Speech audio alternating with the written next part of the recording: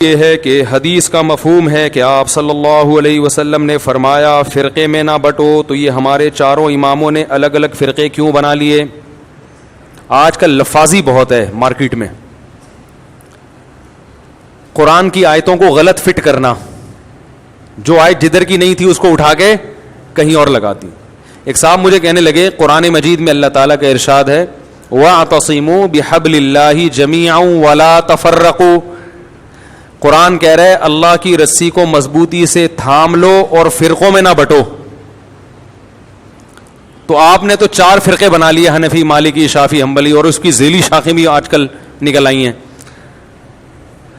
تو میں نے کہا کہ اس آیت کا شان نزول ہی دیکھ لیتے تو اس آیت یہ آپ کے خلاف ہے، یہ ہمارے خلاف نہیں ہے۔ 2 قبیلے تھے صحابہ کے، مسلمانوں کے، جن میں جنگ قبائلی بنیادوں پہ چھڑنے والی تھی، لسانیت کی، قبیلے کی بیس پہ۔ اللہ نے ان سے کہا کہ اللہ کی رسی کو مضبوطی سے تھام لو، آپس میں لڑو مت۔ یہاں تفرقو کا مطلب فرقہ پرستی نہیں ہے، آپس میں بٹو نہیں، یعنی ایسا بٹنا جس سے لڑائی پیدا ہو رہی ہو۔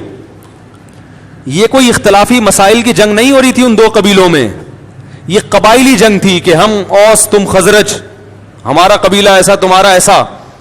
تو اللہ نے کہا اللہ کی رسی کو مضبوطی سے تھامو۔ قرآن کیا کہہ رہا ہے؟ انما المؤمنون اخوہ، مومن سب آپس میں بھائی ہیں، ایک کلمے کا رشتہ ہے تو تمہیں جوڑ رہا ہے۔ تو پھر قومیت، پٹھان، پنجابی، مہاجر، قبیلہ، اس بیس پہ لڑائی مت کرو، لڑنے سے منع کیا جا رہا ہے۔ اور میں نے کہا جب سے آپ نے 5واں فرقہ نکالا ہے یہ لڑائی کم نہیں ہوئی ہے بلکہ بولو بھائی بڑی ہے۔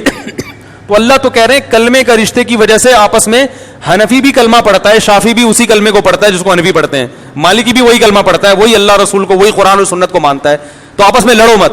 تو میں نے کہا اگر یہ حنفی شافعی آپس میں لڑ رہے ہیں تو یہ آیت کی مخالفت کر رہے ہیں، لڑ نہیں رہے تو قرآن و سنت کی تشریح میں اگر اختلاف یہ اس آیت کے میں داخل ہے تو یہ تو سب سے پہلے صحابہ نے کیا ہے۔ یہ سارے اختلافات تو ہمیں صحابہ میں ملتے ہیں۔ ایک صحابی ایک حدیث کی تشریح یہ کر رہے ہیں، دوسرے اس حدیث کی تشریح کچھ اور کر رہے ہیں، مگر لڑ نہیں رہے۔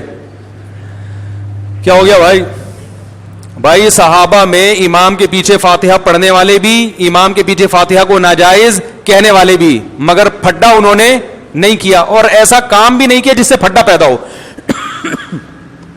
کیا مطلب؟ عبداللہ بن مسعود رفع الیدین کے قائل نہیں تھے، مگر ان نے کوئی ایسا بیان نہیں داغا جس سے رفع الیدین والوں کے جذبات مجروح ہوتے ہوں اور وہ لڑائی پہ آ گئے ہوں یا وہ کمنٹس میں گالیاں لکھ کے دے رہے ہوں۔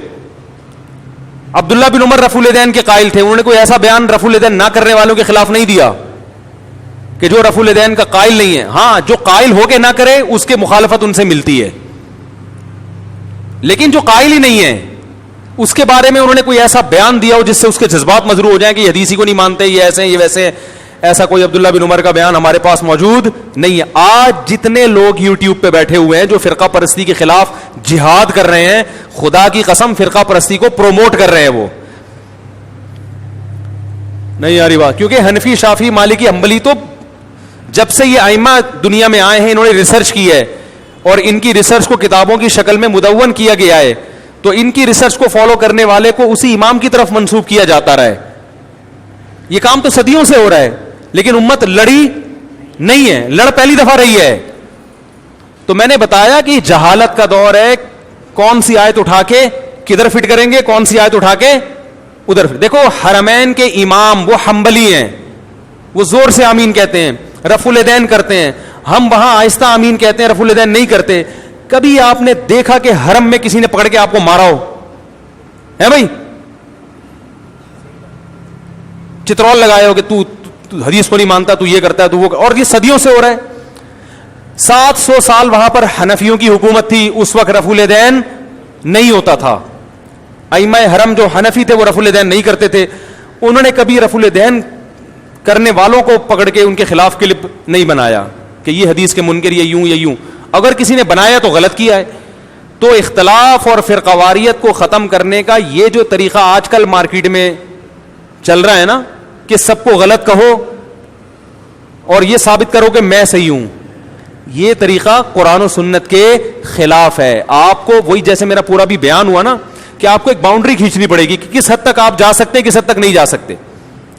تو ائمہ اربعہ کا کسی مسئلے میں اگر اختلاف ہو گیا, ان چاروں اماموں کا, تو ساری دنیا مانتی ہے, مسلمانوں کا اتفاق ہے کہ یہ چاروں بہت بڑے بڑے محقق تھے, بڑے ریسرچر تھے, ان کی علم ہم سے کئی گنا زیادہ. تو انہوں نے اگر اختلاف کیا ہے تو وہ للہیت کی بنیاد پہ کیا ہے, قرآن و حدیث کی تشریح کو سمجھنے میں اختلاف ہوا ہے.